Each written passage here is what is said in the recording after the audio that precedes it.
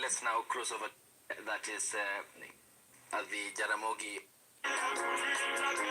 As we gather here, violence. Amen.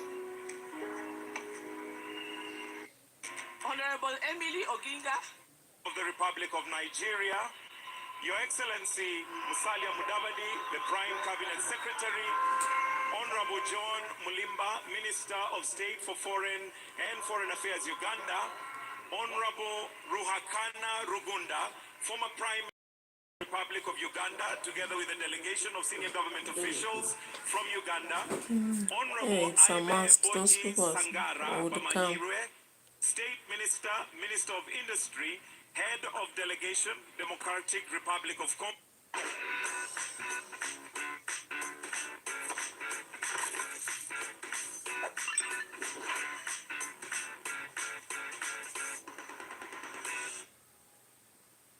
You gave all of us your life. You stayed with us. All right, so guys, we come back to another moment of the final rest for Baba, and of course we are reminding ourselves of so many things that Raila Odinga has done, and while following up with the funeral proceedings. Currently it's 11:06, and the son, of course the only son, Junior, is speaking. But meanwhile, as we talk about this, we'll be considering some other aspects about Raila Odinga. And of course, given that there'll be no moment such as this, we consider to go through different moments in Raila's life and eulogize his moment. Of course, there was a very strong eulogy that was read. We'll be going to that before we come back to the moment since 9 when the funeral preparations kicked on and announcements were made for one thing or the other, and many dignitaries arrived. Of course, as Ida had informed us, Raila Odinga had a lot of friends, and all those people have been able either to attend or send other individuals to present them. So meanwhile, let me check on something, then I'll be proceeding on with this.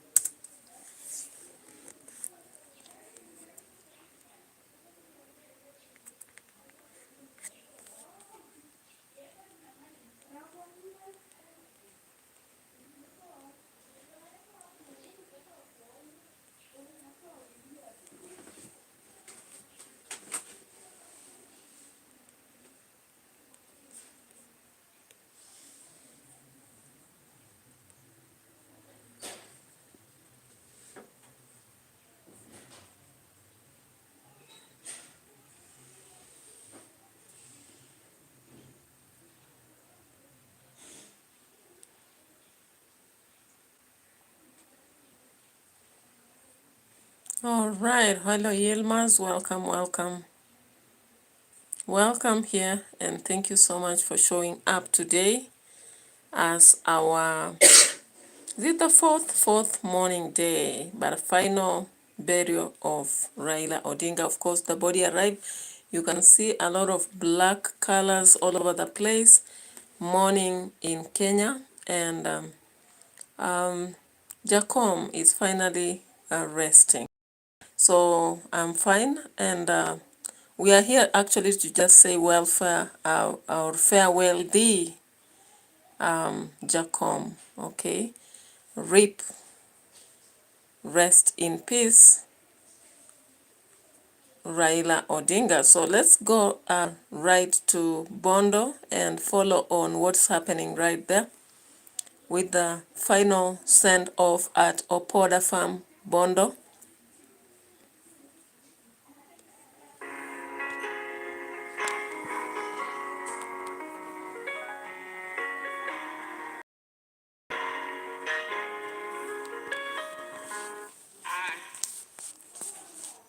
To His Excellency the President of Kenya, Dr. William Samoei Ruto, to the family of Jaramogi Oginga Odinga, and to all protocols observed, and to all the mourners, good morning. Mine is very brief. I will just read the eulogy of a great man that we are standing here to celebrate today. My name is Honorable Emily Oginga.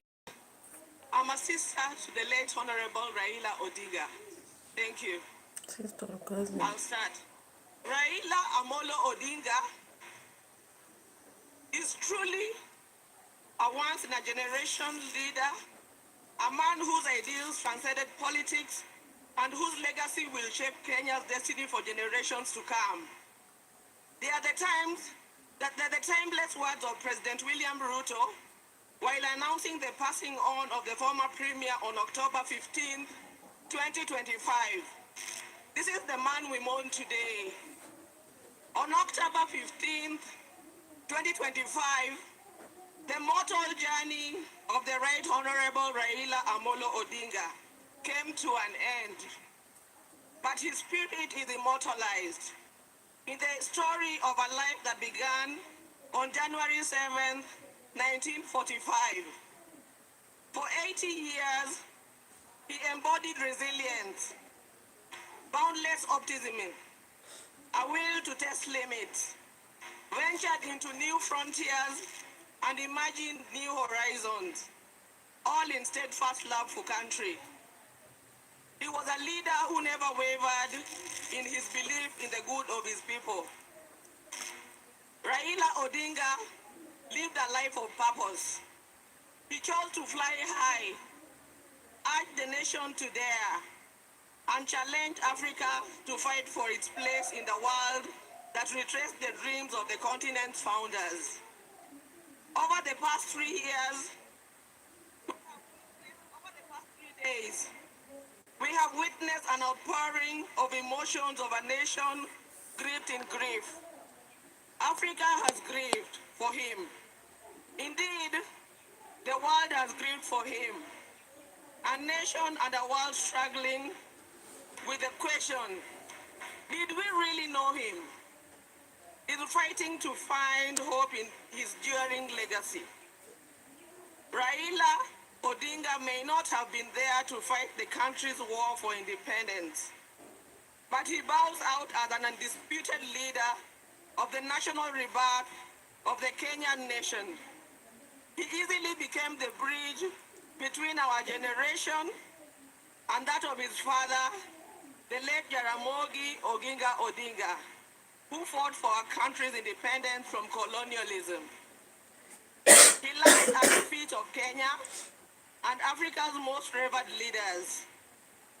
He witnessed the liberation, ideals, and struggles of Pan-African heroes, including his father Jaramogi, Jomo Kenyatta, Julius Nyerere, Kwame Nkrumah, Gamal Abdel Nasser, and Kenneth Kaunda, among others. He followed and internalized Nelson Mandela's struggles and agreed with his philosophy that courage was not the absence of fear, but the triumph over it, that the brave man is not he who does not feel afraid, but he who conquers that fear. Raila conquered fear and mastered courage. Possibility of death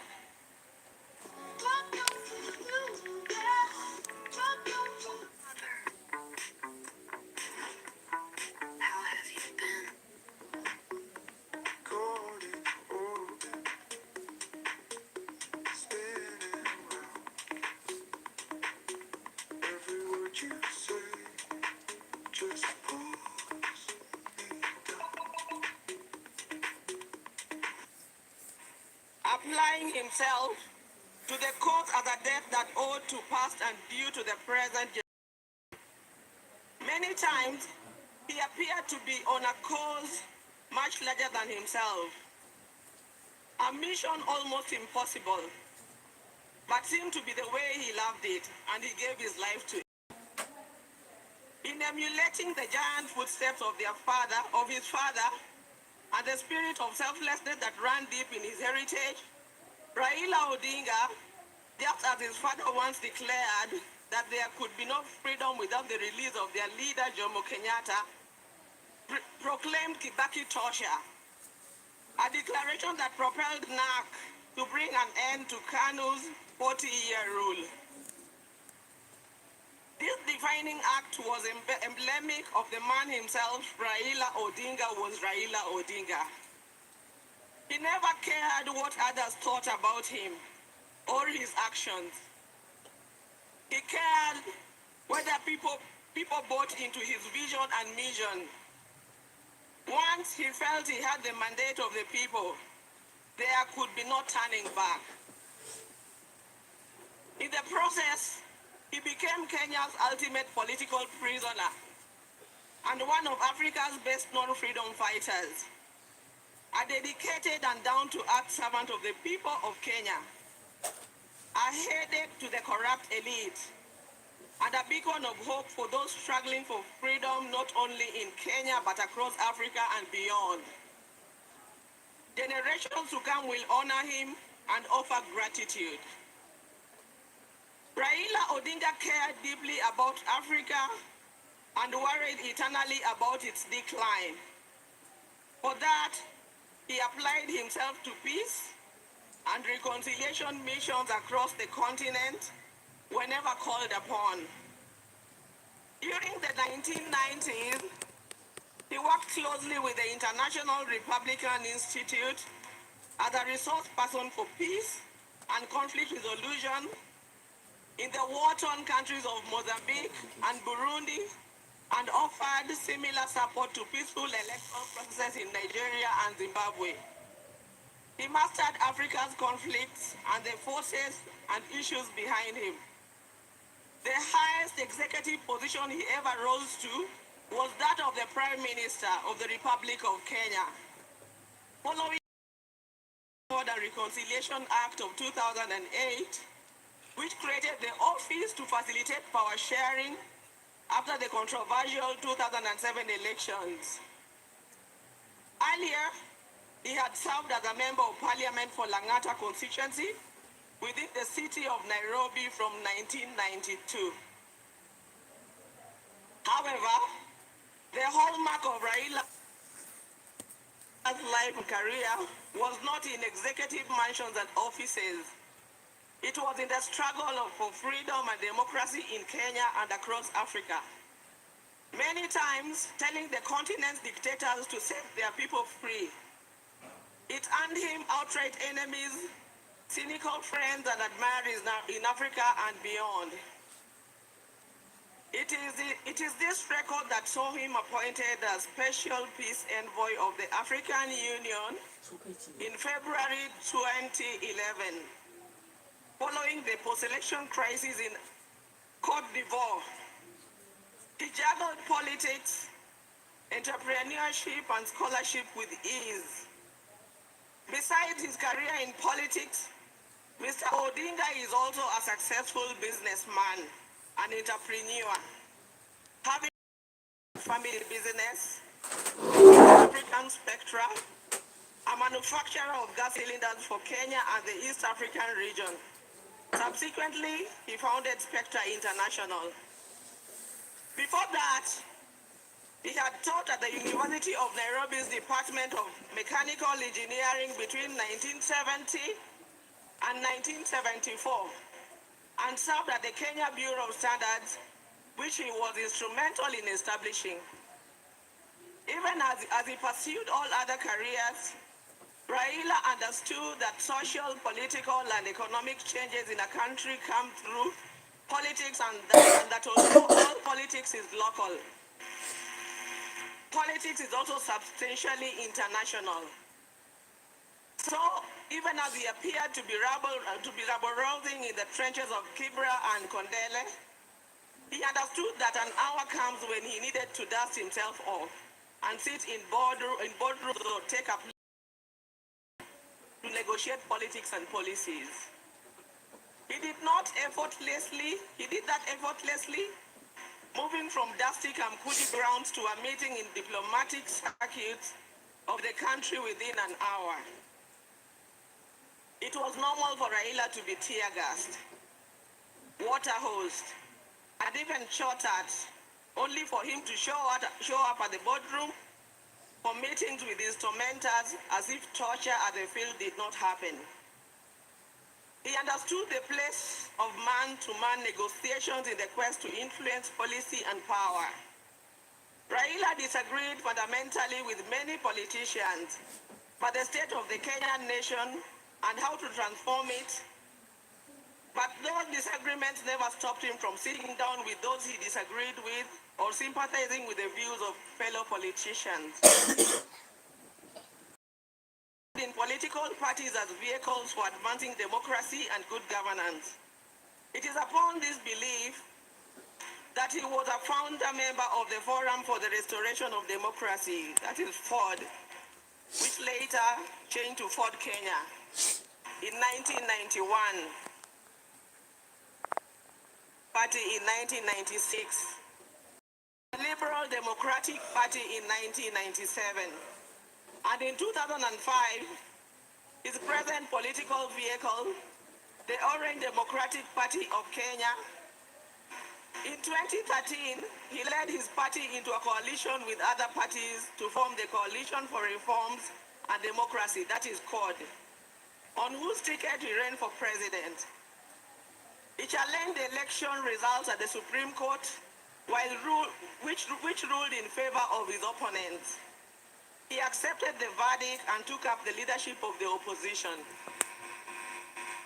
He contested the 2017 presidential election on the ticket of the National Super Alliance, that is NASA, which election ended up being nullified by the Supreme Court, but he stayed out of the subsequent contest.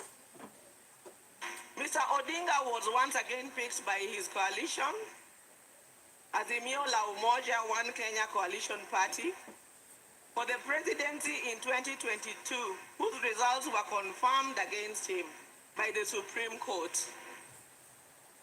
He accepted the verdict and has led the opposition coalition. RAila's early life prepared him to be a consummate African and citizen of the world, with early education in Kisumu and Siaya before leaving for Germany, where he began his high school education at the Herder Institute in Leipzig. He later transitioned to the Otto von Guericke University in Magdeburg in the then East Germany, where he studied science in mechanical engineering, specializing in production technology. In February 2024, RAila visited and extensively toured the two institutions, reliving his days there and recalling that when he arrived in Otto von Guericke, there were not more than 5 black students in the whole college. As a leader, RAila believed in exercise duty, selflessness, sacrifice, collective leadership, humility, honesty, discipline, and hard work. Other than Kenya, Raila's other great love was Africa. He celebrated the potential. He mourned the death of leadership on the continent and felt the pain of its people being left behind by less endowed regions of the world because of failure of leadership. Indeed, the last major political project Raila quietly embarked on days before his death was a third biography dedicated purely to Pan-Africanism and what needs to be done to take the continent forward. In October 2018, Raila was appointed as the African Union High Representative for Infrastructure Development in Africa. He moved into the position with the swiftness and certainty of fish in water. He named the continental highway network corridors, railways and airports as if they were here in Kenya. He was at ease with Africa's trade deficit figures in comparison to other parts.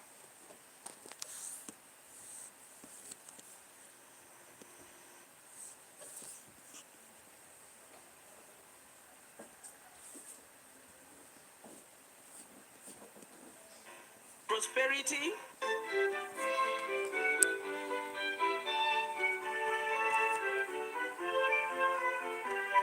contrary outcomes. We will cherish Raila in the heart of our nation, and I believe in the heart of many African nations. Thank you. Long live Raila.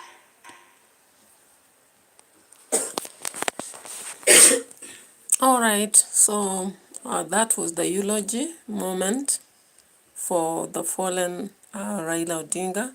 Yilmaz, I also said hi. I don't know whether you paid attention because I'm focusing on what I'm doing actually.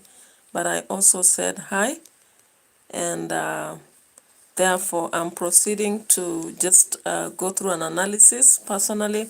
Of course, from the early life and family background, it's clear that Raila Amolo Odinga was born on January 7th, 1945 in Maseno, Kisumu County, that is Western Kenya, as the son of Jaramogi Oginga Odinga, who was the Kenya's first vice president after independence, and the mother was Mary Juma Odinga. And because he grew up in an actively political family, he also was shaped through those ideals. So we saw that he actually believed in freedom. Just from the eulogy, before death, he was working on a book. His father, a nationalist and one of the founding fathers of Kenya, actually became one of the most influential people on political beliefs. And when you look at the people in the opposition, most times they actually borrow from Jaramogi Oginga Odinga. Now, education-wise, we've heard that Raila began his early education at Kisumu Union Primary School before proceeding to Maranda Intermediate School and Maranda High School. So this actually disputes the argument by Miguna at one point, and in 1962, he earned a scholarship to study in the former East Germany under the student exchange program sponsored by the German Democratic Republic. He then studied mechanical engineering at the Technical University of Magdeburg, where he graduated in 1970 with a master's degree. During that time, he was exposed to a lot of socialist ideals. In fact, if you've read anything to do with Germany, you know socialist ideals and liberation movements that were also shaped or rather influenced his political philosophy. Looking at marriage and family, we've been informed that Raila married Ida Betty Anyango Oyo in 1973, and of course the couple has 4 children, that is Fidel, the late Rosemary, Winnie, and Raila Jr. Ida has been his constant pillar of strength, standing by him through the darkest moments in his political possession and imprisonment. Looking at career and early challenges, we've been told that after returning to Kenya, Raila taught at the University of Nairobi, I think for a period of 3 years, that is 1971 up to 1974, and he ventured into business and politics, of course the gas cylinder industry. He founded the East African Sculpture, a company dealing in gas cylinders and one of the few African-owned manufacturing firms at the time. Politically, we've been told a lot. We've been told that Raila's political life is a story of sacrifice, resilience, and courage. And in 1982, following a failed coup attempt against President Daniel Arap Moi, Raila was accused of involvement and was actually detained without trial for 6 years. This is the time whereby we have the gap between the child Rosemary and Winnie. He was held in Nairobi's Committee Maximum Security Prison, among other locations, under very harsh conditions that somehow affected his health. He was released in 1988, but soon rearrested in 1989, spending another year in detention. His third detention came in 1990 after the murder of the Foreign Minister Robert Ouko, when pressure of multi-party democracy was mounting. Altogether, we can see that Raila spent over 9 years in detention, a period that turned into a symbolic Kenya's fight for democracy and human rights. Looking at the missed funeral within his life, of course, in 1994, the tragedy struck when his father, Jaramogi Oginga Odinga, passed away. And at that time, Raila was under state restriction and surveillance, and the government's hostility was at its rife, so it was impossible for him to be free and attend or organize the father's funeral without intimidation. The episode remains one of the most painful chapters of his life. Of course, it's very painful not to encounter or organize anything to do with the a moment of mourning for your parents. Health-wise and personally, we've been told over years Raila has faced several health challenges, including surgeries, treatment abroad, especially in Dubai and Nairobi. Of course, the last time I heard about this, I thought he was in Dubai. And he was having several fatigue and minor operations. Of course, you remember the imprisonment, and during the Moi regime, people were actually seriously mistreated. And some of them, like Madiba, you realize he was crucially affected. Despite these challenges, he was always publicly standing as a strong person with a lot of vigor, and people gave him a lot of names, especially Baba, the father of the nation. Now, political positions that he held, we've been told that Raila Odinga has been in a political career for long. For example, between 1992 to 2013, he was the MP of Lang'ata. Of course, all of us know it's Nairobi. He was the Minister for Energy between 2001 and 2002 under President Daniel Arap Moi. He also became the Minister for Roads, Public Works and Housing. I remember that time many people were afraid that their houses will be brought down under President Mwai Kibaki between 2003 and 2005. Then he became the Prime Minister of Kenya 2008-2013 in Grand Coalition government that followed the post-election violence in 2007-2008. The other important political position he held was African Union High Representative for Infrastructure Development in Africa, and that ranged between 2018 and 2023. We've also seen the political parties and movements in which Raila was involved, and we've been told that in 1990s, he was in the Forum of Restoration of Democracy, that is Ford Kenya, along his father. Then 1997, National Democratic Party, he ran for presidential position. Later merged with KANU to become Liberal Democratic Party. Then 2005, he found ODM, the All Democratic Party, and that is where referendum came. And he has been contesting for presidential positions 5 times. Of course, we know 1997, 2007, 2013, 2017, and the latest 2022.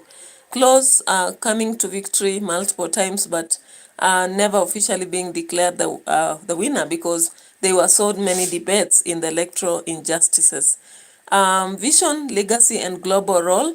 We've actually learned that Raila Odinga's political philosophy centered around democracy, justice, equitable development, and he has been a strong advocate of devolution, infrastructure growth, youth empowerment. Internationally, of course, we've heard also he is respected as hi Lucy, hello. We have heard that he was respected as a pan-African statesman with friends across Africa and the world.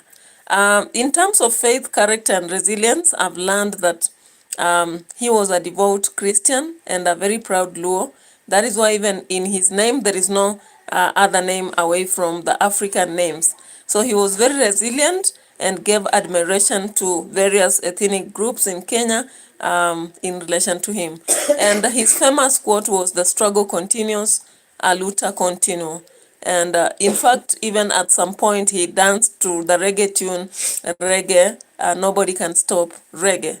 And that was the spirit within which his political journey actually nourished. What are the achievements that we learn from Raila Odinga? The achievements we learn is that he played a key role in 2002 political transition that ended KANU's 40-year rule. We've also learned that he brokered the 208 power sharing deal that restored peace in Kenya. I remember that time there was a lot of death left and right. Then instrumental in constitutional reforms, especially that have led to 2010 constitution, and received multiple international awards for peace and leadership, of course, for Botswana, Zimbabwe, Sudan, Ethiopia, and so many other countries. Yeah, so Raila Odinga's life is a story of sacrifice and service, and of course, having endured imprisonment, exile, and political betrayal, among other things, as personal loss in pursuit for democracy, and not just for Kenya but Africa. Though he never became the president, his legacy remains as a freedom fighter, reformist, patriot, and so forth. So let's now come back here and see the other, statements released, or rather the service as it proceeds at Bondo. Thank you so much, Lucy, for coming on board, Yilmaz, and any other person in the house. So let's proceed to watch other individuals, of course, starting with Raila Jr., and we have to get what he said, because the other day I did an analysis of what he said at Kasarani. But now currently at Bondo, let's hear this.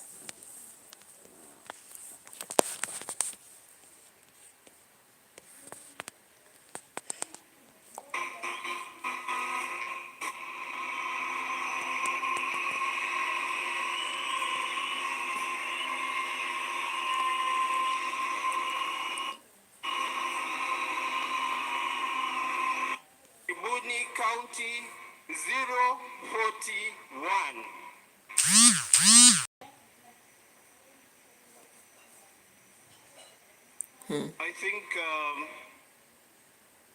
I think everyone has seen the past 3 days.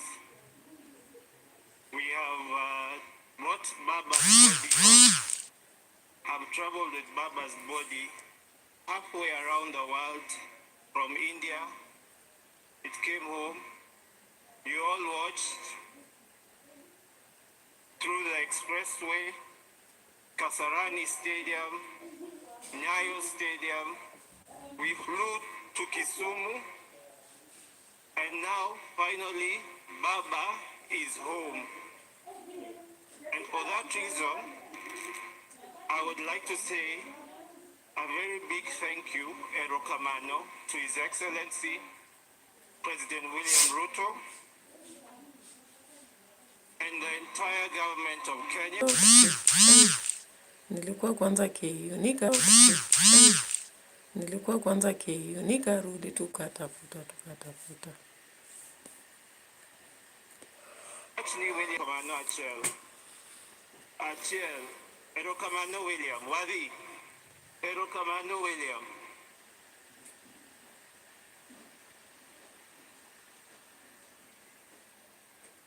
You can see me here. I'm dressed in white. because I feel the past 3 days we have mourned Baba, we have cried for Baba. I myself have been very exhausted, but I've stood strong. Maurice Oduor, Because I know that's Professor. what Baba would have wanted. And today, we're not mourning, we are celebrating a life well lived. We are celebrating Baba today. Because Baba lived, and he lived his life throughout. So the rest of us, tonight, we are celebrating Baba and his legacy.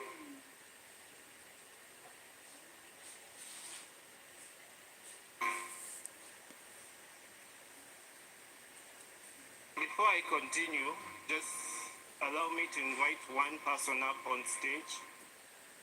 My sweetheart, my beautiful, my lovely Chungwa. Someone who understands me.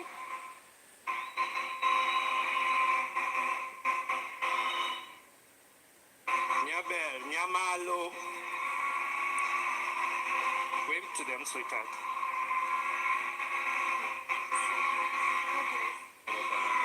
Ero kamano.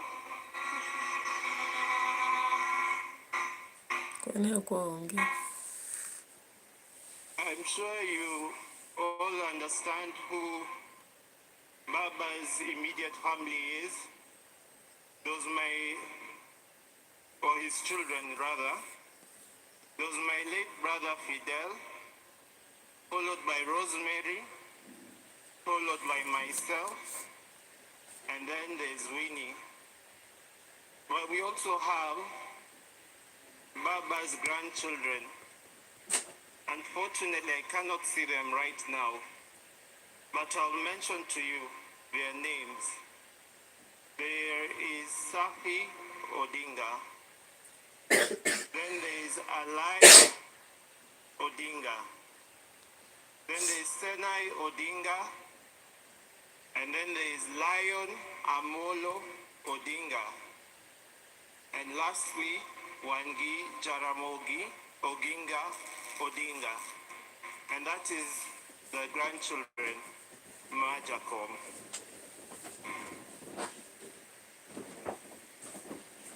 I'd like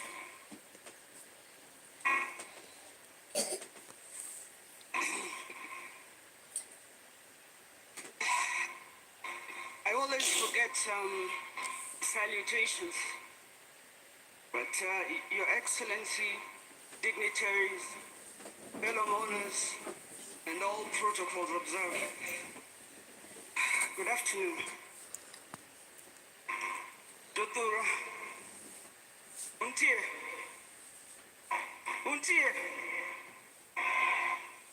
Baba Nindo. Oyeyo. Ajigi. Ere Ajigi.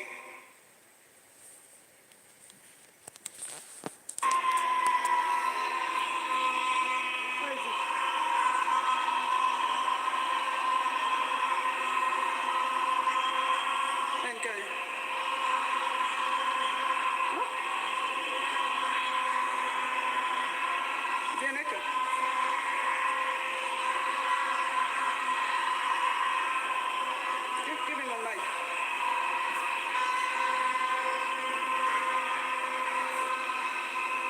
Give him a mic.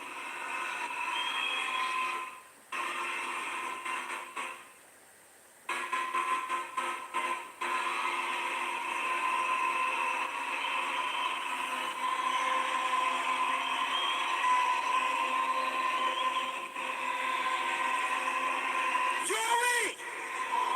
Joey! Go Joey at one more! Joey! Joey!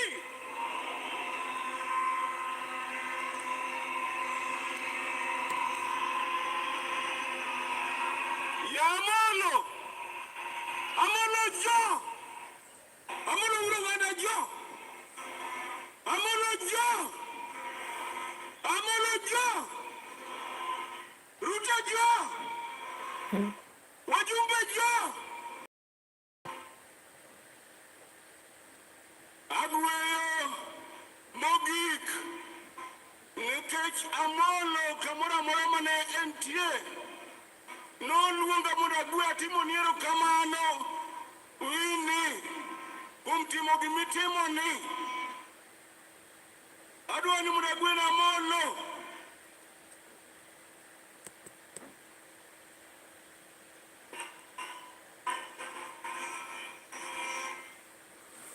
Benson Dambi, welcome. Professor Maurice Oduor, Lucy, and everybody else.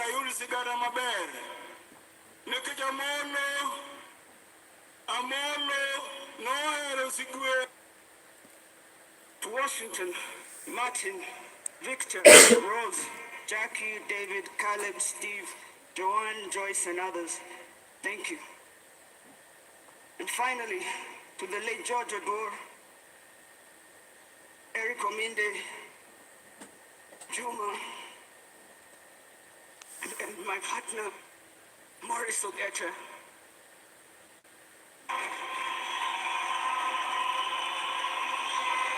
On behalf of the Odinga family, thank you all for your love and service. Your Excellency, our people appreciate you honoring our father. Thank you for standing with us. You should also know, in case you are wondering, I'm ready to come back home. If you are wondering. To all the leaders we visited around the world, I will return personally to thank you. Thank you, Kenya. God bless you all. God bless the Republic. God bless Baba's legacy. Long, the king is dead. But the Long live the spirit crown. lives. Thank you.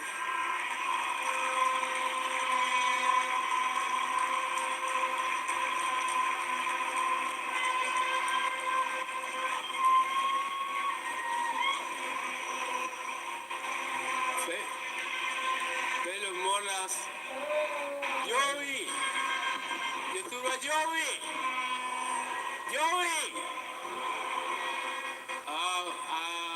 I want to take this opportunity now to invite Winnie Odinga, not Winnie, Rosemary. Rosemary Bwana. I want you to look within you and search for what makes you better and search for what makes you stronger. Rosemary ndiye Because anafanana na mama when yake we do peke yake. that, Mike has a make us problem. to be better, stronger. I want to thank you all, as well as Baba. Asante sana, Baba. Thank you so much for your time, ladies and gentlemen. Mike has an issue.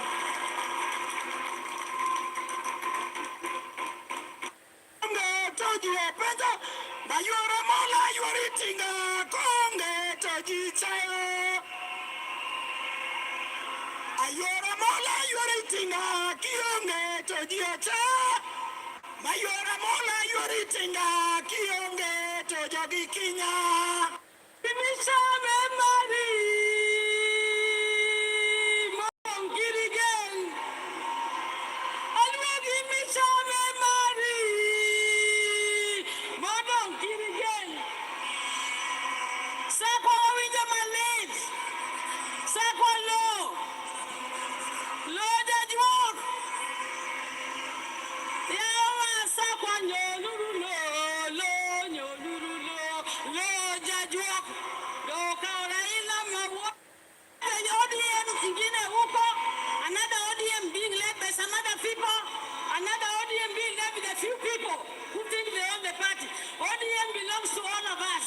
Some of you who want to take it now don't even know how we started ODM. Ai, sasa amekuja vita. And we are going to go to any negotiation table with a strong, united, one, Sorry to the whole world. Sorry to Kenya.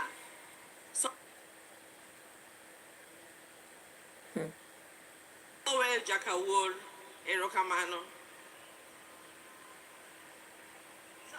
I also have my people here, my children. Let them introduce themselves.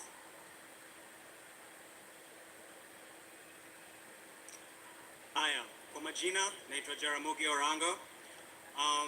Kama ningekuwa najua ati nitaongea, haki ningeenda niulize Uhuru anisaidie na ile uji alikunywa na Raila. Ha? Ha?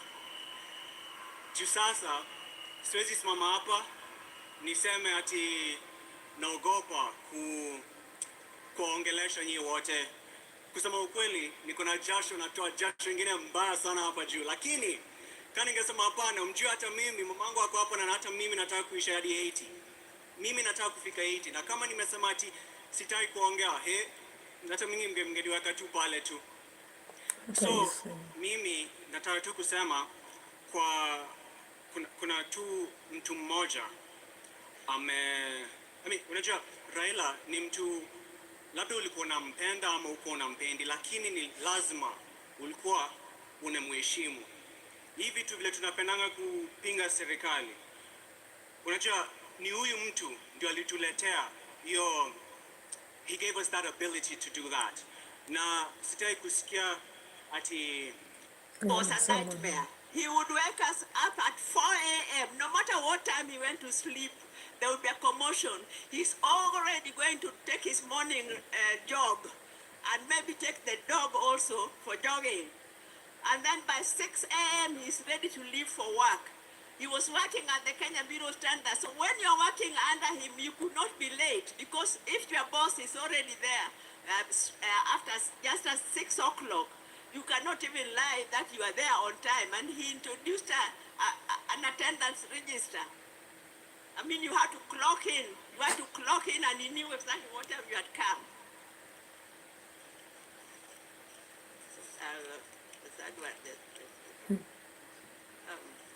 So take this opportunity to invite Taurei, who is the son of my sister Achieng, and Achieng is able to come because she is a bit indisposed, and she is bringing her condolences through her son to Taurei to tell you one or two things.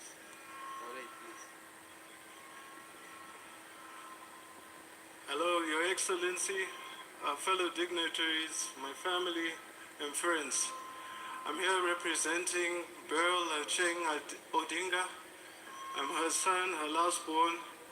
Other daughters couldn't make it at the moment, but we're here representing her. I'd just like to tell you all that Baba was Mom's best friend. He really cared about her, saw her through thick and thin, and even right now, I'm married to someone from Ngem.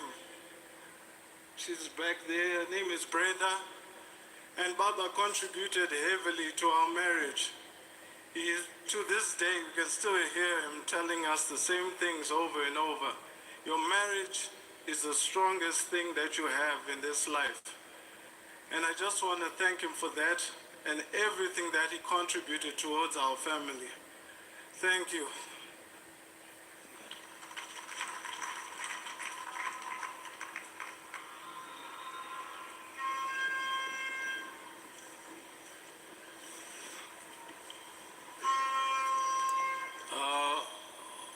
All protocols observed, I would now want to say a few words about my brother Raila. I want to tell the mourners today that I have lost my best friend in life. I will never have any other friend like Raila. And it is with heavy heart that I stand before you to mourn him, and I really feel like not saying anything because my best friend is gone. I would like to tell you people just a little bit about Raila. I cannot say it because it is too much. I cannot tell you. It can take the whole day. But I want to tell you that from childhood, Raila was a very, very caring boy. But he was also very principled. If he felt that he was being misused, he refused. For instance, one time, my father used to live in Kisumu, and we were living with my brother Raila in Nyamira here. And we used to go to Maranda school every morning in the dews before we reached school. We reached school when we were very wet. And one day, because my father used to come back home here every weekend, and when he came back that weekend, he expected us to be picking cotton, because this area used to be getting up so early to go and pick cotton, because Mzee was very strict. Everybody had to go and pick cotton. But Raila was still sleeping. So when Mzee asked him why he is not picking cotton, he told Mzee, Baba, don't you know it is very difficult to pick cotton? Why don't you also try to pick it? And Mzee was not amused. So Mzee disciplined him a little for that statement. Again, the other time, my mother was going for a funeral to Alego, and he went to school and asked permission so that we could look after our siblings, the children, who are my sister Akinyi, who has just spoken here, and the other Achieng, whose son has spoken here. Those were still small kids.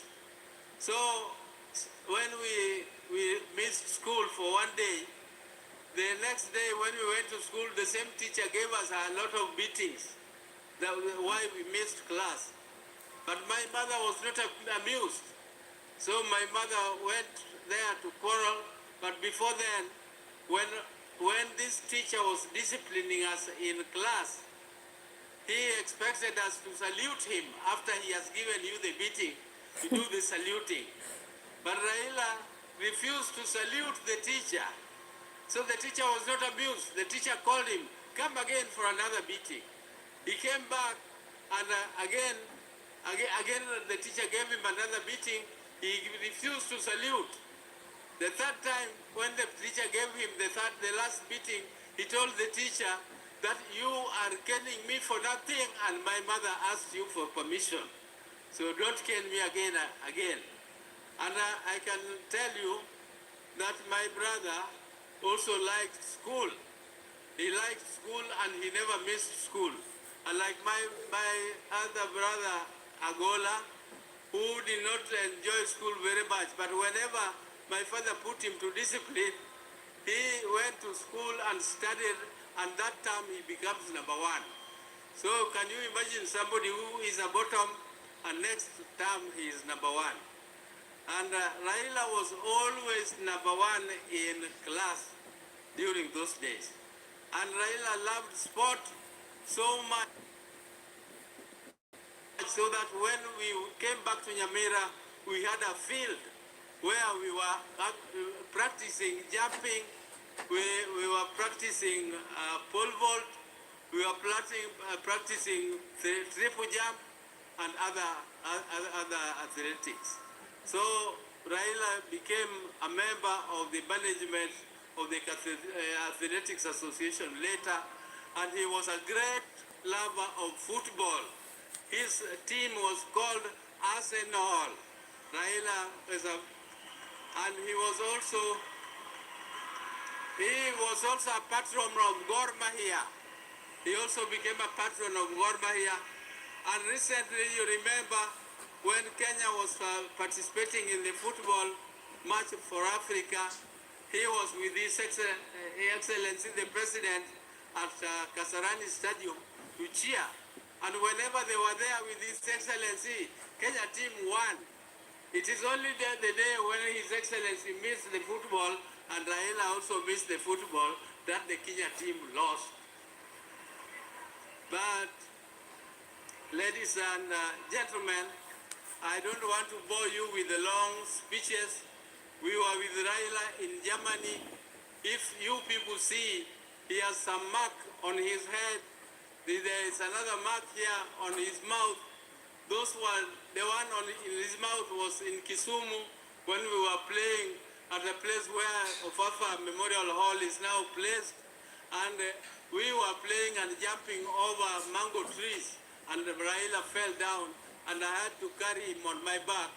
And other people were laughing at me that Raila, that Oburu was crying. That, oh, I know Raila, wewe umeumia, Raila angeumia. But there it was, and the other one was in Germany. He met that accident, but he was a very brave man. I tell you, one day, when 1982, when there was an attempted coup, and my brother was arrested and charged with treason, I tell you, that was another very, very sad moment for us. I went to see my brother at committee prisons, and when he was in the black uniform, which is only for people who are in the death row, and I saw him in that uniform, and I cried. He was laughing and telling me, this is nothing, all this will go. I told him, how will it go, and you are on the death row? I was really shaken when I saw him in that type of uniform. But Raila was so brave. When he was fighting for justice, he braved it and he never feared anything. Even if he saw police throwing tear gas and doing whatever, Raila would face it. He would face it head on. He would not go back. Even when some of us were so scared,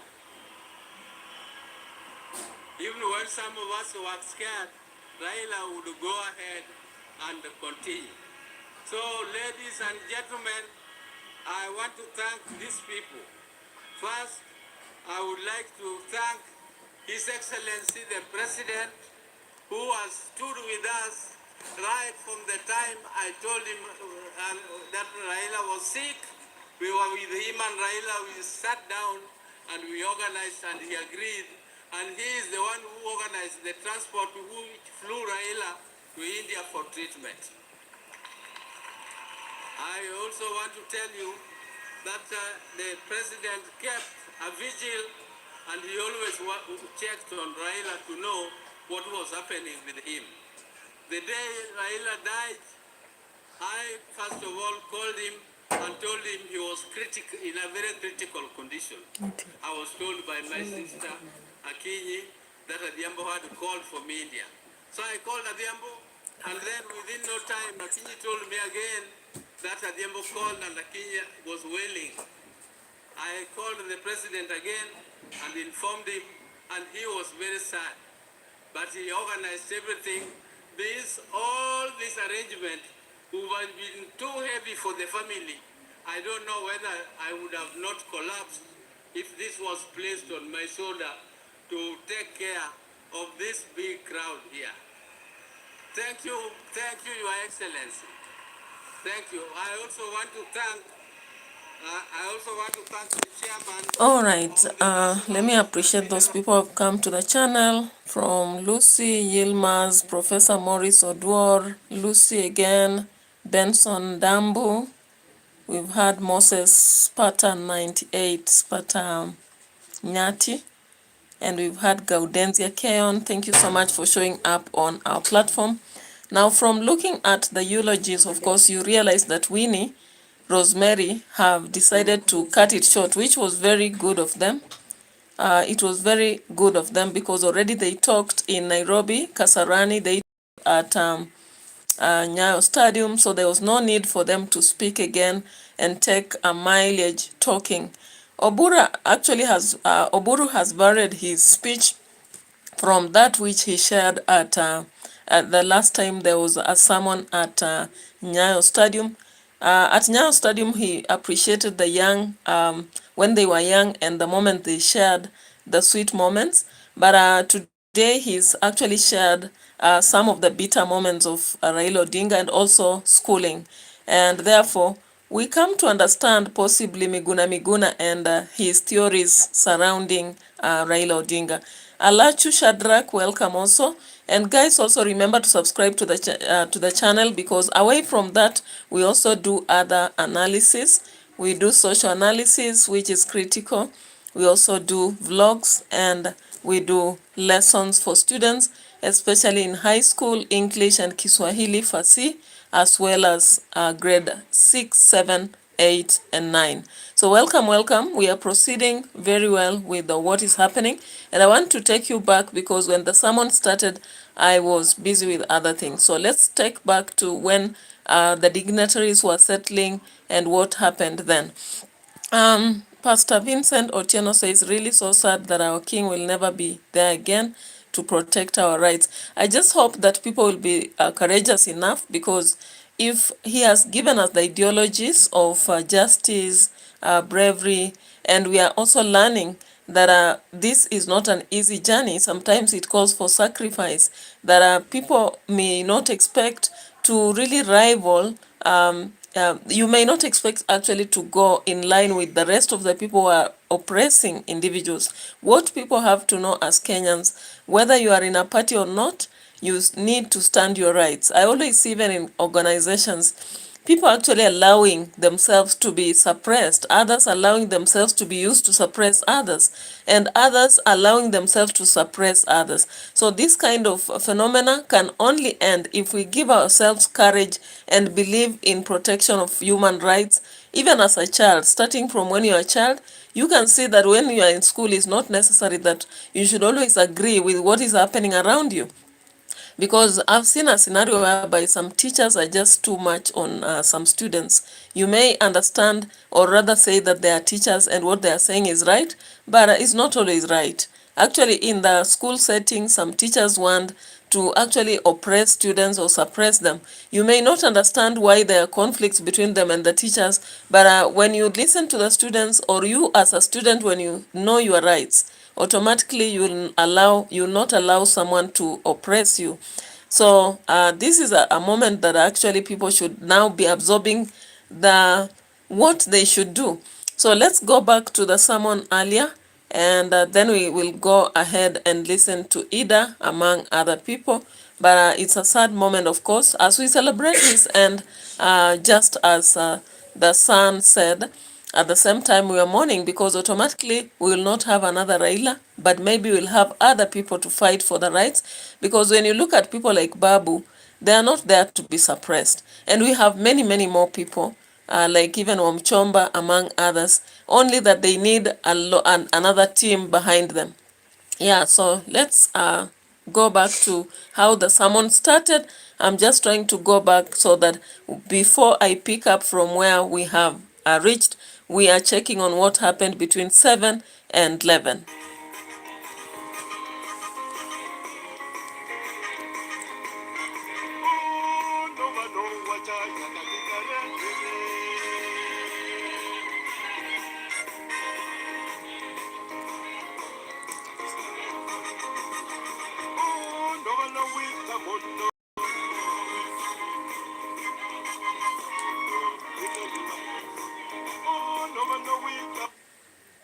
So those early moments, people are arriving, of course, and there were arrangements here and there, the setting being put in order.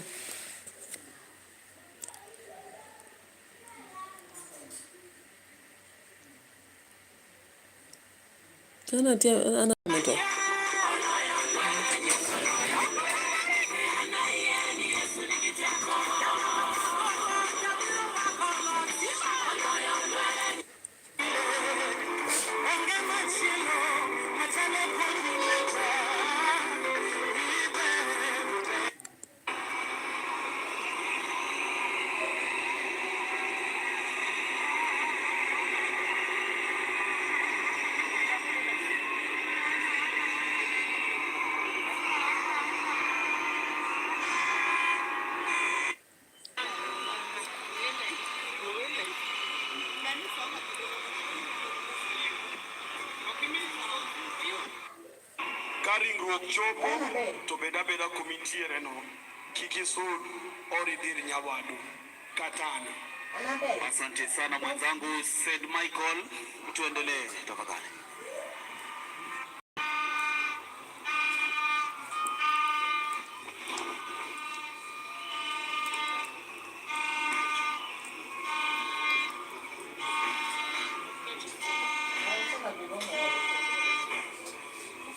So that time they were setting the stage for everything, and finally there was this.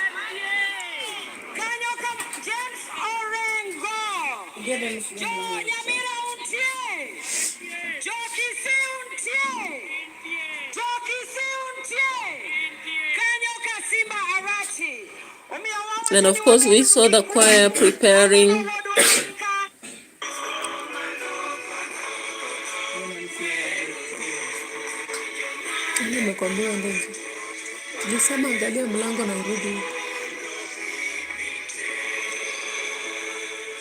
Asante kwaya, niombe kutangaza tangazo hili na msisitizo mkubwa hapa kwenye jukwaa kuu, kwa sababu imetimia wakati wa kuanza shughuli rasmi. Borudiba Kila mmoja ambaye hajaketi, uwe msaidizi au mlinzi, unaombwa sasa uondoke sehemu hiyo ili tuweze kuanza rasmi. Ninaomba tena kwa unyenyekevu mkubwa, sisi sote tulio hapo na tumesimama, wananchi wapendwa na wageni wengine wote,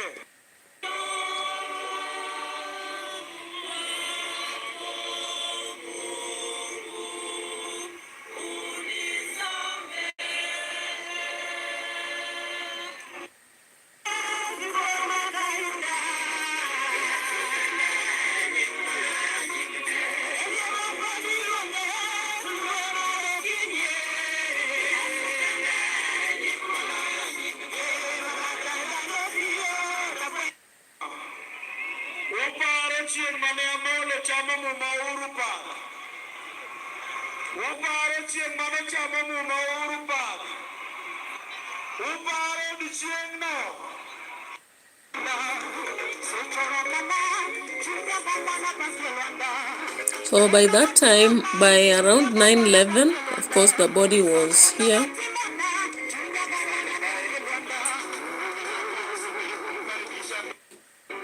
Wabwenda zake Mheshimiwa Raila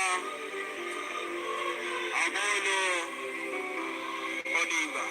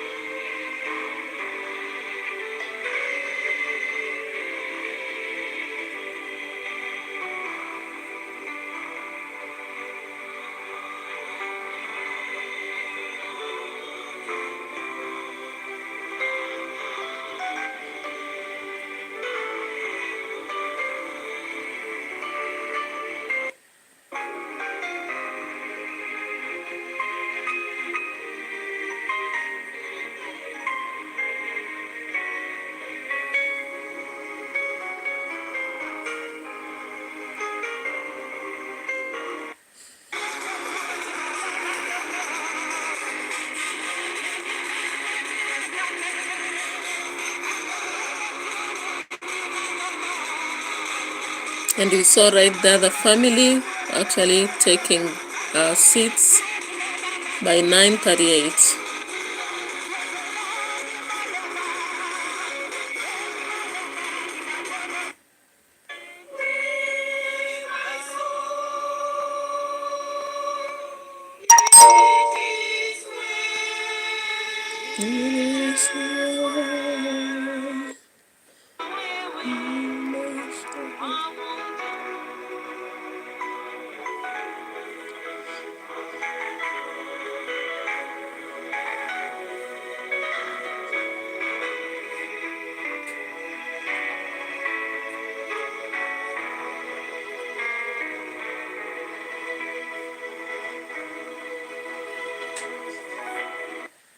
baptized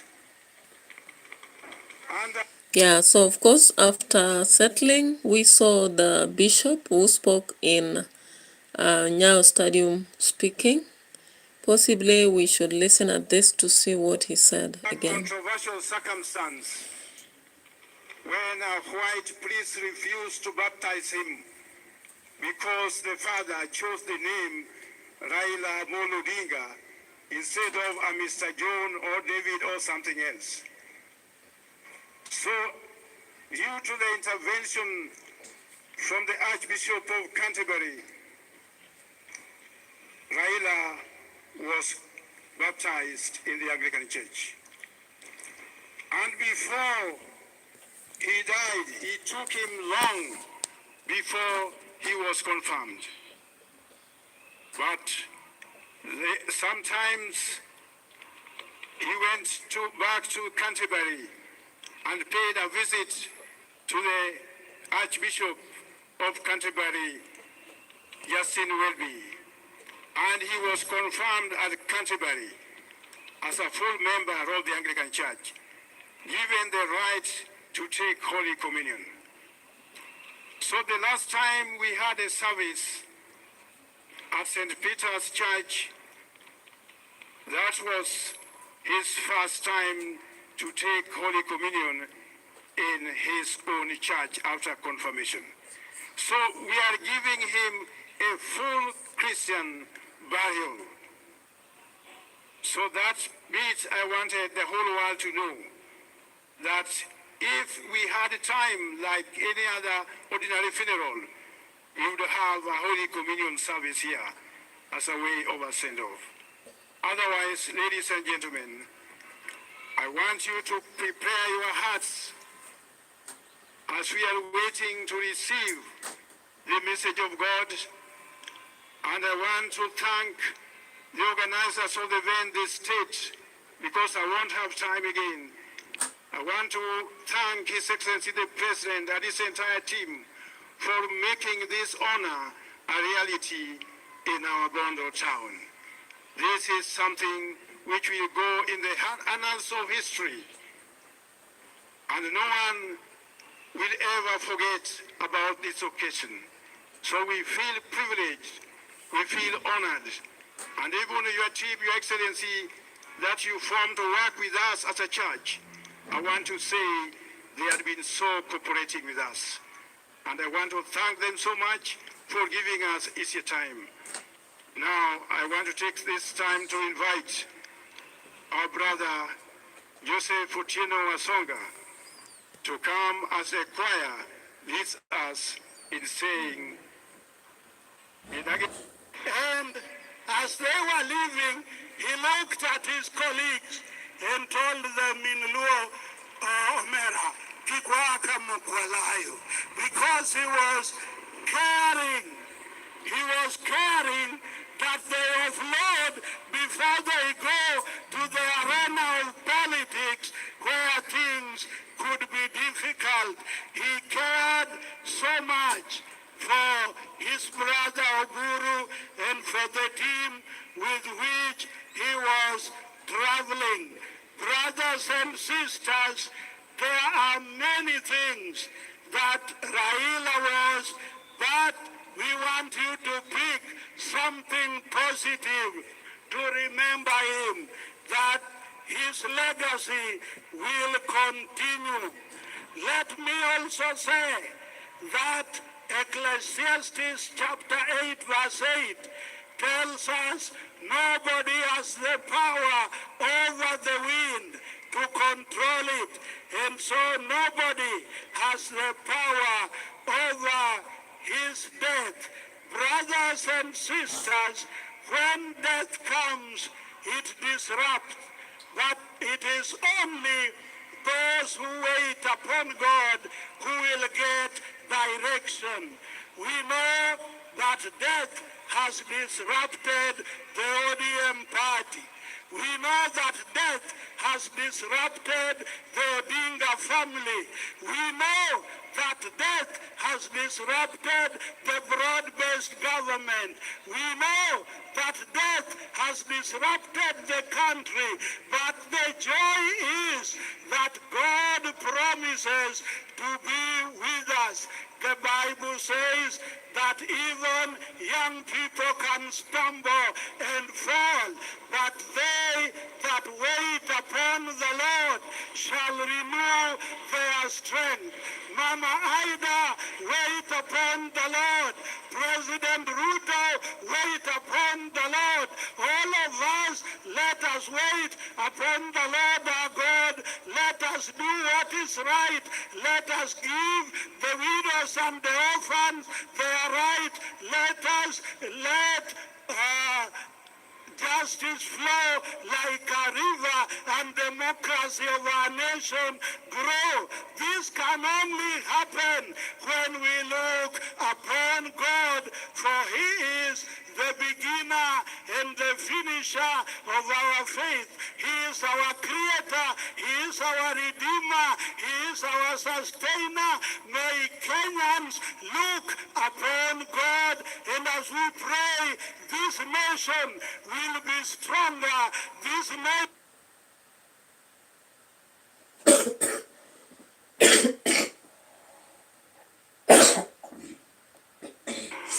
may you have eternal rest even in your sleep. May your spirit continue to haunt us to do the right thing that you had been fighting for. Through the love of our Lord Jesus Christ, our Lord. Amen.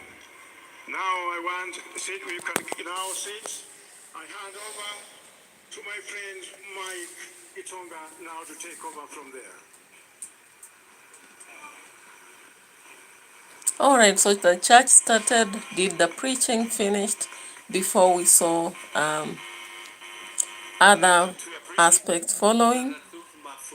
So let's pick again from where we left Oburu having spoken, so that we can hear what maybe the government or the rest of the people will say.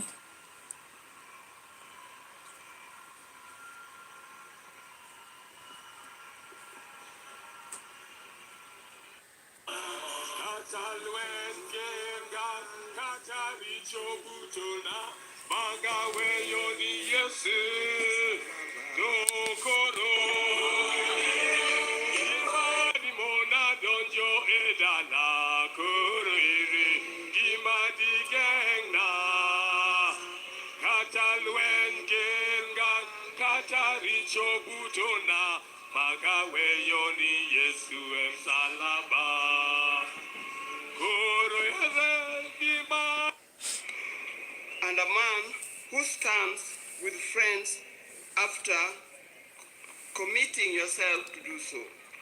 Thank you. I want to thank the leaders of Kenya. I was looking around and said, whose name do I mention? But all of you are being very close to Raila. When I look back, I see people who are very close to Raila as friends and colleagues in the life of Kenya. I want to thank specifically former President Uhuru Kenyatta. He's a true friend. He stood by us.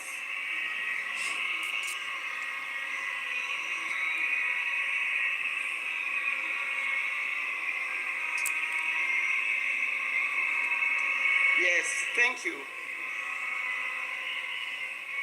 I want to thank once again of leaders from Kenya and across the world who have taken their time to mourn with us and to mourn with the family. And for this kind thought, you have spared your time to be here today. I know there are many, many leaders from other parts of Africa. His best friend, Papa Olusegun Obasanjo. Thank you very much for being here. Thank you very much. He comes from Nigeria, for those of you who will remember. And if you remember, after Jaramogi's death, he was here and opened the museum. I would also want to thank Her Excellency, Mrs. Morgan Shangarai from Zimbabwe. Thank you very much for being with us.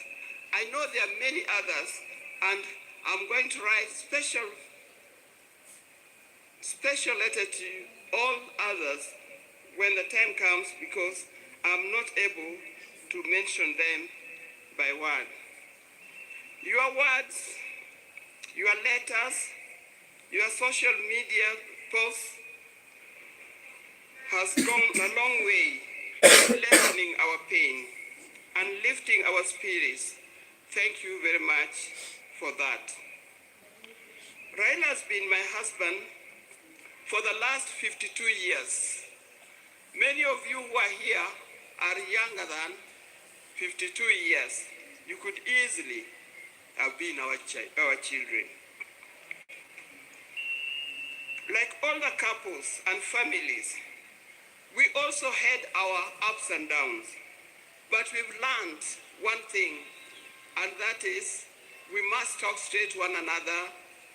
We must forgive and move on. Now, juggling the family life and public life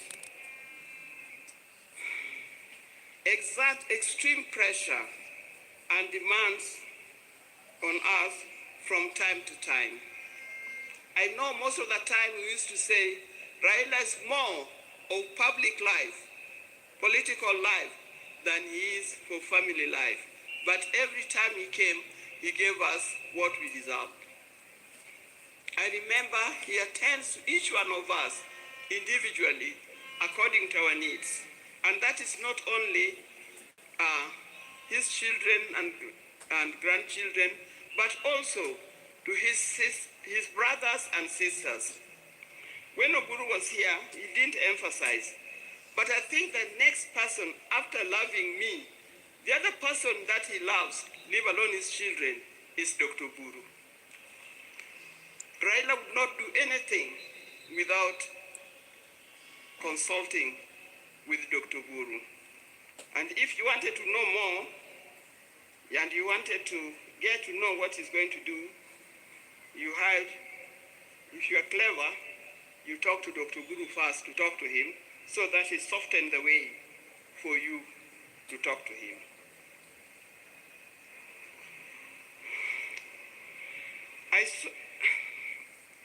Through all this, what remained unchanged was our commitment to each other. On our belief that he had seen through and vows, and we met each other at the start. It worked for us. It was through the tumultuous years of detention, years of exile, and decades of commitment to the people of Kenya and the people of Africa. The detention years and years in this exile tested our family in a way only the family can appreciate. It was not easy. But all the time, when he was away, either in detention or in exile, I knew he would always come back. This time,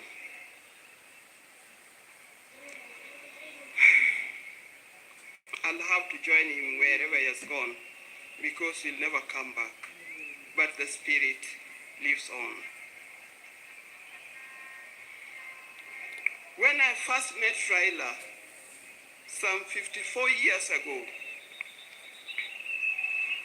I didn't see his political side. I didn't see it coming either. He was not a politician in any form.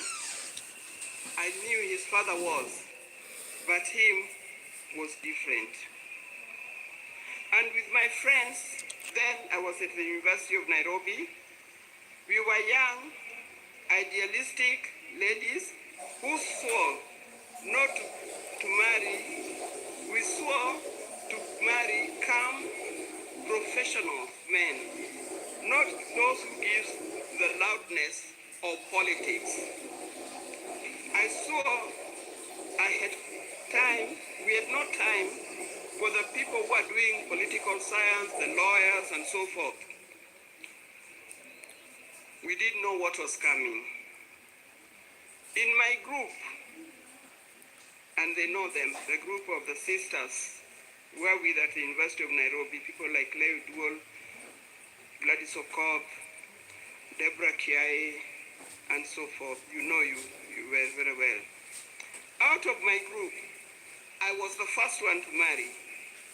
I married an engineer, a man of calm demeanor and reflective character. Life is a series of pursuits. Kidheri yenyewe tunapika hapa na kona. Alafu mahindi soft tayari. Little did I know I was marrying a Sasa political ni engineer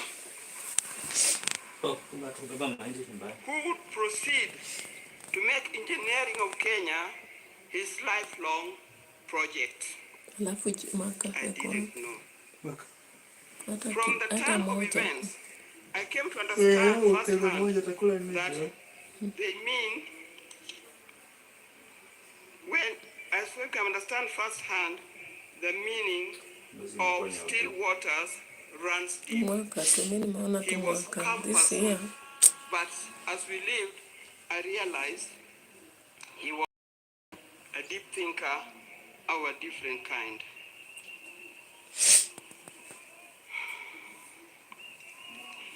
From this turn of events, I come to understand firsthand that RAila was not just an ordinary engineer, but a political engineer.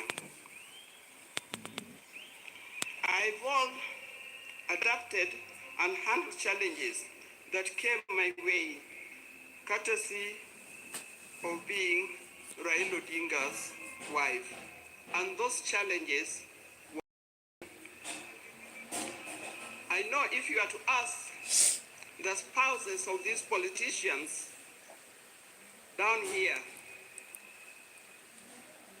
they'll tell you the challenges are many and not easy to cope with.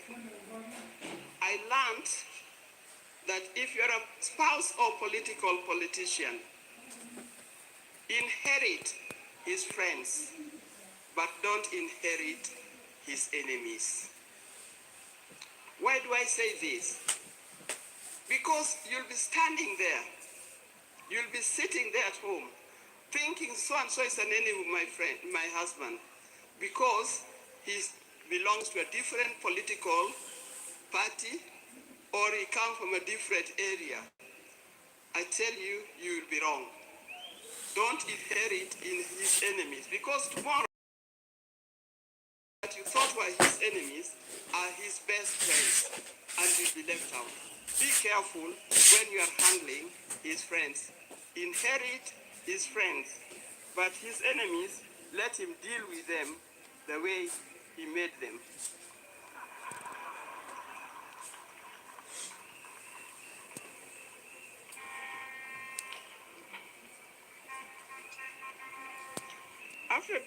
After going through it all, I had a chance to marry. If I had a chance to marry him, I would marry him again.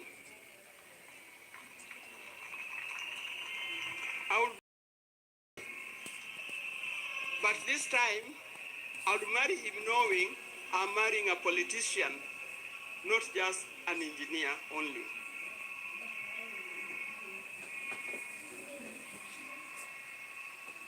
But Raila never really stopped being a production engineer.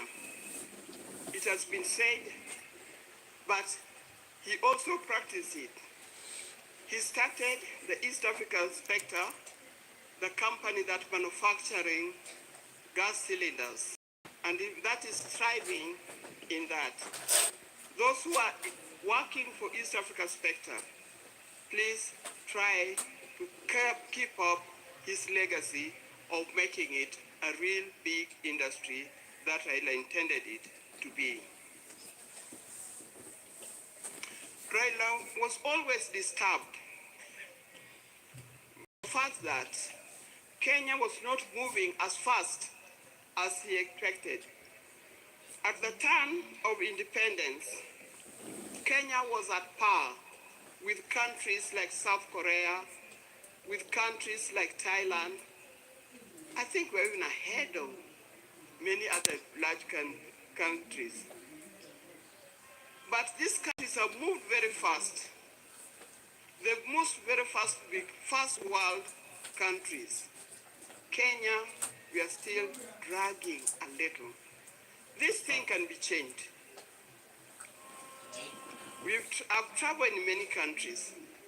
In 1995, during the International Women's Decade that was in Beijing, we went to Beijing, the women of the world went to Beijing, and what I noticed that the tallest building in Beijing was a 4-story building, and it was a hotel. I also noticed, that's me, that many of the people who are working in Beijing, in what we call overalls, the things that industrialists wear in the factory, they were either yellow, red, blue, green, or any other. And everybody was moving in a rickshaw. Go to Beijing today, you can see a different world. It can be done. Even in Kenya, we can change it. With hard work, determination, focus, we can change our country. And as I'm talking here, I know we have leaders. Please focus in changing the country. Let's not seek leadership to enrich ourselves. Let's not seek leadership to acquire wealth for ourselves, but acquire wealth for Kenya and acquire wealth for our generation to come.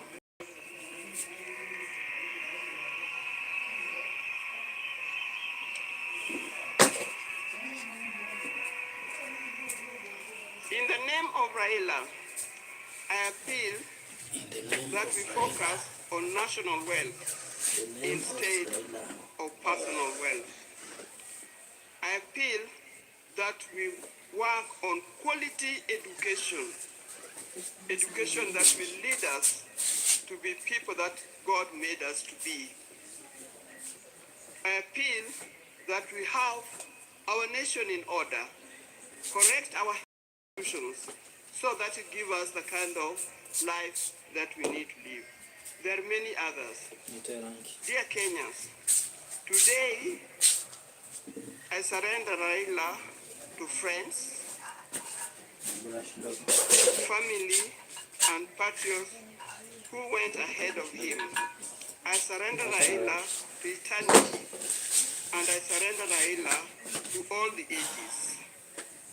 I know he's comfortable where he is. I know Huyu ulisema tu nikuachie space huko. Nasema umekuja kunipigia kelele.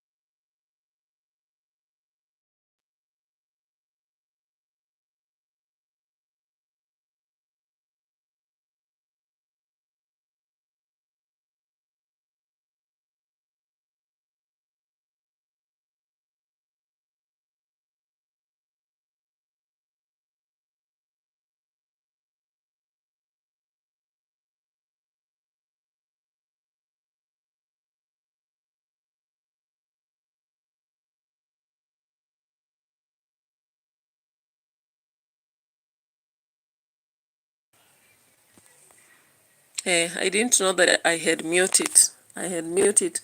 So let me repeat what I said. From what I'm saying is generally that when I compare the previous speech that Ida gave at Nyayo Stadium and what she has given at Bondo, the difference is that in the previous speech she only actually demanded the aspect of peace and also showed the essence of family and the values that are supposed to be enhancing family life.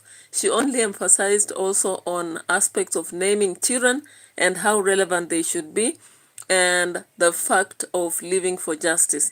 Now, for today's eulogy, though she says on the art of family and living to forgive and talk to each other straight and learn to go through it, she also gave out the challenges of couples in political marriages and showed that our ambitions when you are in colleges or we are young can be actually changed at some point. The people we see when we are courting may not be the married to them or we are living with them, but there are things we have to live by.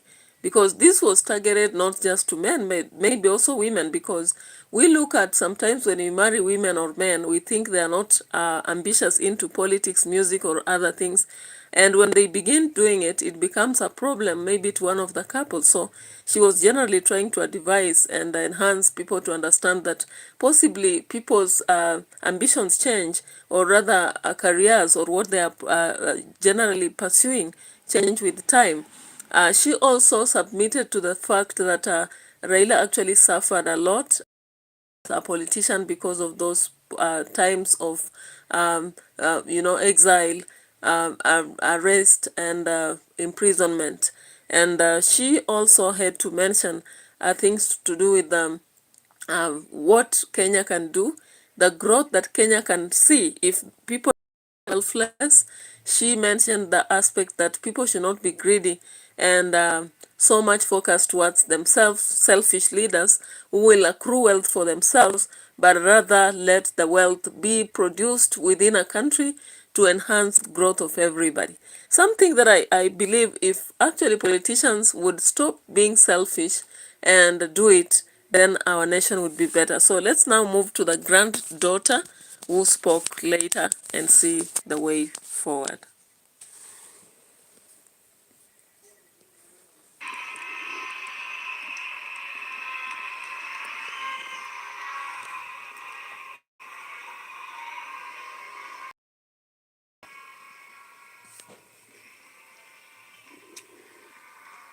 Your Excellencies, fellow mourners, we have given the family ample time to eulogize and pay tribute to our departed leader. I want to request that the speakers that will come from now to focus on the occasion of today and be very brief, and other than perhaps the president and the retired president and President Obasanjo, everyone else, no one should speak for more than 3 minutes. Otherwise, we'll be here until night. I want to urge us respectively to dignify the day by being brief and to the point. I want to request Honorable Millie Odhiambo to come and read out in acknowledgement all the names of the members of parliament present and say a few things before, after she finishes, so that I don't keep on coming here. We will have Senator Ledama Olekina. Both the two of them are the minority whips. Senator Olekina will come and introduce the senators.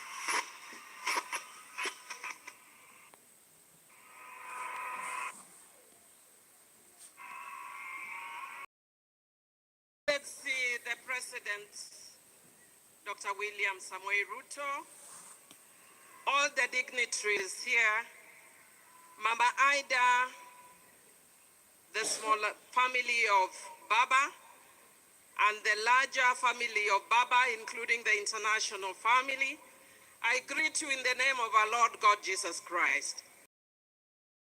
Your Excellency, my task is very little. Remember him. If you ever felt too small to make a difference, remember him. Remember, he was not born a legend. He became one by showing up, by speaking up and refusing to sit down and be silent when it was easier.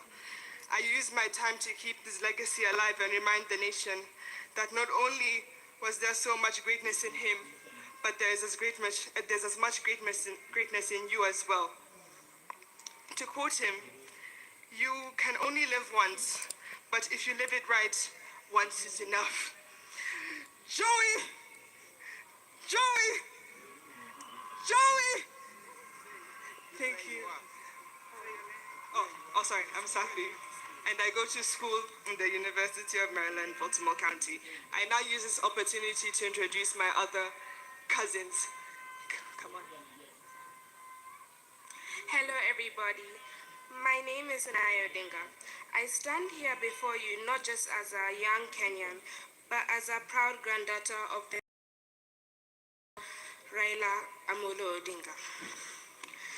To the world, he's a statesman, a leader, a freedom fighter, a symbol of Kenya's struggles for democracy and justice. But to me, he's always been more than the headlines, crowns, or politics. To me, he's my grandfather, a warm, wise, he was always warm, wise, and always full of stories, laughter, and love. Some of my earliest memories of my grandpa are sitting beside his side, listening to all the stories he told me about our country, about where we've come from, and about why he chose to fight, and about Kenya. And I really miss him. And happening. Rest in peace, Baba.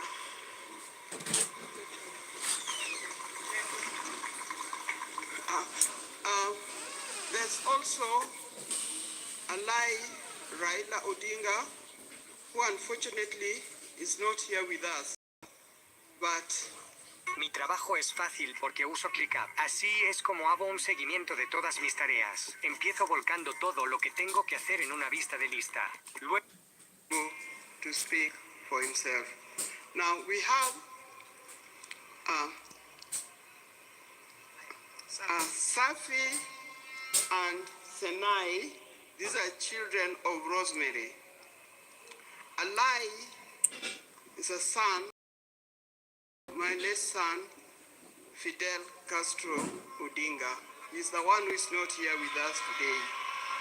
But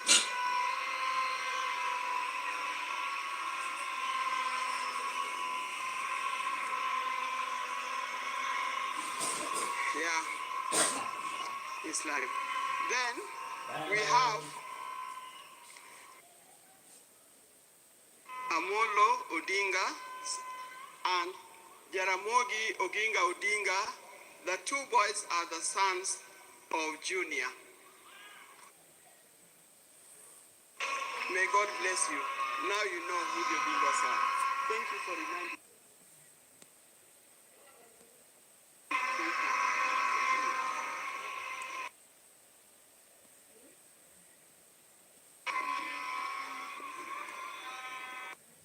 Caroline Gelechei, Honorable George Kariuki, Honorable Jale Rokelo, Honorable Steve Mogaka, Honorable Cynthia Alpha Ondieki Miruka, Honorable Ikawa Fred, Honorable Clemens Lawyer, Honorable Karoli Omondi, Honorable, I think I mentioned Shakil Shab.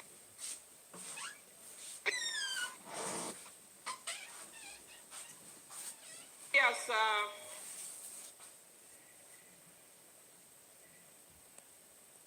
Ron.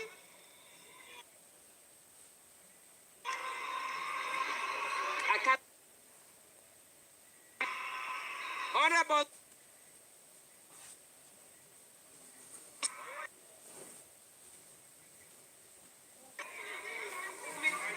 Umi Harun, Honorable Honorable Catherine Omanyo, Honorable Fatuma Jeho, Honorable Amina Mnyazi, Honorable Kombe, Honorable Machele. Anybody remaining? I think I am done with the National Assembly and Your Excellency the Honorable Boko Milema, you are hidden there. That's why I can't see you. Thank you. And Deputy President, I just want to say that I talked to Baba on Monday evening when he was with Adiambo, and I want to confirm that what he said the same thing to me, that we need to be united as a party. And he told me in Kijaluo, God, Achia. And then Baba also told me, jokingly, because when I asked him, Baba, how are you? He told me, I am fine.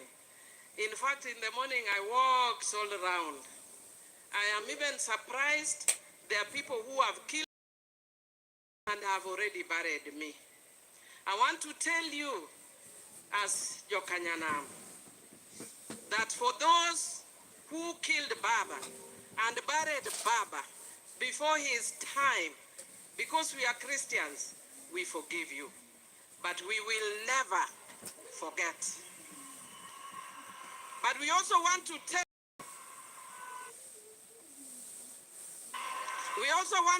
you that for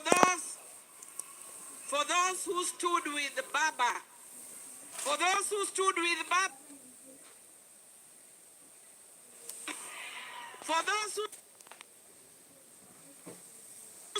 we shall never forget. And I want to tell you, and I want to thank you, Your Excellency, President William Samoei Ruto, that you do not understand. I know some of us look strong. I was in State House the morning you broke the news, and amongst the Luo, in the political class that day, I was the only ODM person. Bacho, ne pinyo chama. I didn't understand what pinyo chama meant until the president broke the news as we sat. Said, I have bad news. I think it was 7 in the morning. And he said, even before he said I knew, I don't know how I knew. And Mr. President, Your Excellency, the longest journey I have was from your office to where I left my car. I almost collapsed twice. I am strong, but the death of Baba is the hardest. Was right when he was alive, and Baba is still right when he's lying and when he's in heaven.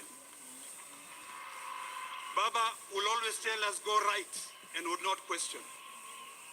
And I want to assure you, Mr. President, for what you've done for us, we shall remain united to be able to go the way Baba wanted us to go, to remain in the broad-based government. There are challenges ahead, but we are determined. Let me take this opportunity to introduce my colleagues in the Senate. I'd like to request all my colleagues in the Senate to please stand up.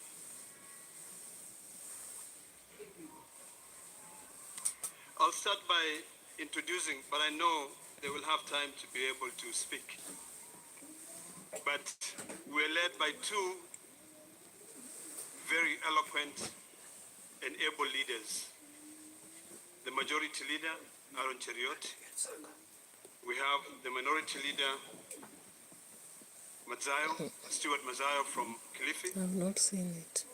And then I've not seen it anywhere, even on the my market, so I deputy, don't know. Edwin Sifuna, Ilipatikana mwanzo, but saa nasikia pale makutano kuna mama huwa anauza who is also the Secretary General for the ODM party. makutano kama unaenda. The distinguished senator from Vihiga, who is also the chair of CIPIC, Geoffrey Osotsi. Then I have a man who's never gone to law school but is a lawyer, the senator from Busia. I just wanted to eat a lot of ugali in the morning. Okiyo Mtata. My dear sister, Not in the evening, in the Senator morning. Hamida, who's always Wewe been unaweza kula right where ugali Baba mingi is, wewe. nominated Wewe senator. hutaweza kula ugali mingi. And then we have the women's president, Beth Siango, nominated senator from ODM. Then we have senior counsel, who is also a member of the Parliamentary Service Commission, and senator from Nyamira. His name is running away from my head. Okongo Omogeni. And then we have a young man who I love and respect, who has always been very, very close to Baba, Senator Eddie Okech. Thank you for what you did for Baba. Senator Eddie Okech. We have... I'm a terrible note taker. My notes look like doctor's handwriting mixed with abstract art. And my type notes, forget it. That's why I decided... Senator Hezena Lemalatia. We have my brother, Senator from Homa Bay, a man I love so much, and a man who loved Baba so much. Senator Moses Kajwang, who is also the chair of PAC. Governor. Then we have Orengo si ni wasia Bunge governor. FM. Huyu anaintroduce ma Senate. From Mombasa. We also have Aliintroduce wakati nani alisema. Senator Governor Mandago. We have the next is Senator Catherine Muma, who is also a member of the Speaker's panel. We have a distinguished senator from Homa Bay, and her name is Beatrice Ogola. And then we have a man who speaks Swahili and a very good man from Embu, and his name is Senator Mundigi. We have, next to Senator Mundigi, we have VIP. Baba was magnanimous. The only virtually impaired senator we have in Kenya, who is a lady of our own standard. Her name is Senator Crystal Asige. Next to Crystal Asige, Ni visually, si virtually. Ni visually. and her name is Huyu ni Masai. hello, Senator Montet. And then next to her is, this is Betty Montet. And then next to her is my dear sister from Nairobi. And I'm sure you know her very well. I'm forgetting her name again. Ai. I'm Karen just Shu. joking, man. Come on. How can I forget Karen Nyamu? Next to Karen Nyamu, we have Senator from Taita Taveta, Sasa si who ni is Senator Senate. Muruma. Mwaruma kweli. Next to Senator Maruma is we have Senator from Machakos County, Senator Agnes Mudama. Then next to Agnes Mudama, we have the Deputy Minority Leader of the Senate, Senator Wambua from Kitui County. Then on my left, I have Senator from Kisumu County, Tom Ojenda. And then on the far right there, we have Senator from Kisii County, Senator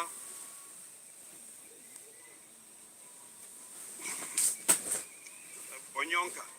And then finally, we also have Senator from Atakosaje Kisina Bondo shwali Bungoma County. Hata kama unaongea ambayo unaenda. Trying to remember his Siko name. kwa government. Senator Okoli. And then Kwani finally, alikuwa na shida na there's a Raila? senator from Hakuwa na Sierra shida na County, Raila. the youth leader, Oburu Odinga. Ana shida na serikali na ana Now, shida na broad-based before I arrangement. hand Si over the ana mic shida to na the Raila. Deputy President, this is a message for all of us here in Kenya. I know a lot of Sasa people are hata wanaweza expecting wapa, hao watu ni wengi sana. that the ODM will fight, that the ODM will have different facets. I want to assure Kenyans that as long as God gives us time on this earth,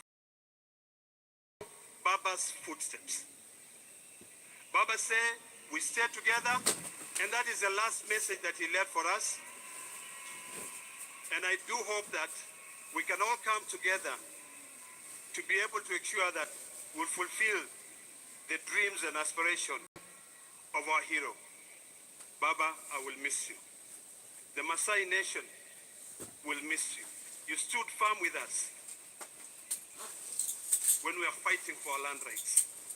We will never forget that. When you go and you meet Olenti Mama, please say hello.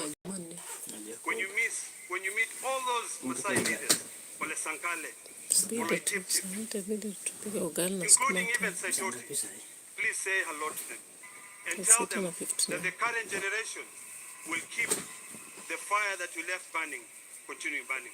Thank you very much, and God bless you all.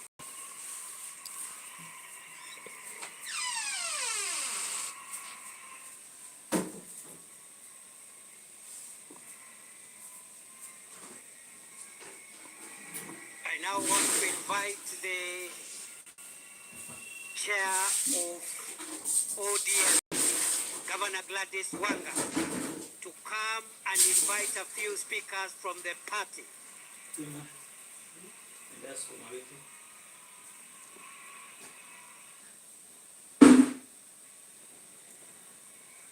Your Excellency, President of the Republic of Kenya, Dr. William Samoei Ruto, Baba's family, Mama Canon Dr. Ida Betty Odinga, Rosemary, Junior, Winnie, the larger Jaramogi family, fellow mourners,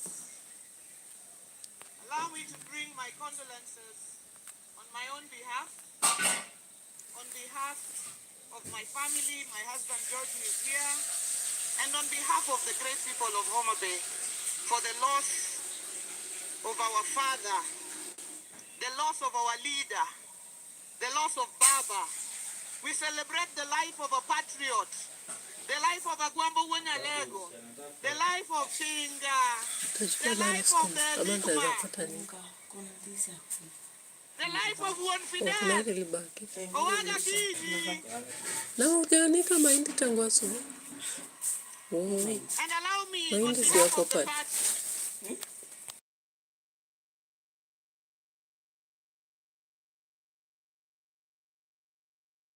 Wote mimi nilifikiri unga. from a grateful party for taking care of Baba Mahindi yalikuwa all these kuanikwa na years, wewe the 50 hakusema. plus years.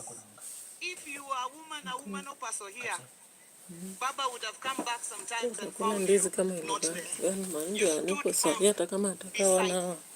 And for that, we say thank you very much.